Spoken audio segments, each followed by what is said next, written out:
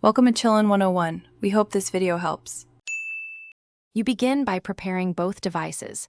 Install the Google TV or Google Home app and sign in with the same Google account as the TV. Make sure your phone and the Google TV device are on the same Wi-Fi network. This is critical so they can see each other.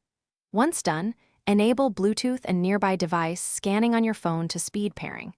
Doing this now avoids discovery delays and makes the first actionable step, casting, possible within seconds. You now connect and cast. Open a Chromecast-enabled app like YouTube or Netflix and tap the cast icon. This initiates discovery. When your Google TV appears, select it and follow any on-screen pairing prompts. This verifies the connection and authorizes the session.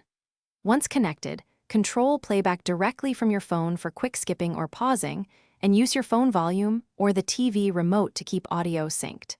If apps don't list the cast icon, make sure app permissions and network access are enabled.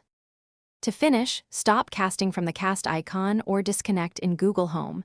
This ends the session cleanly and frees the TV for others.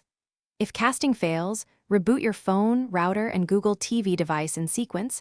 This resolves most network conflicts. Make sure firmware and apps are up to date.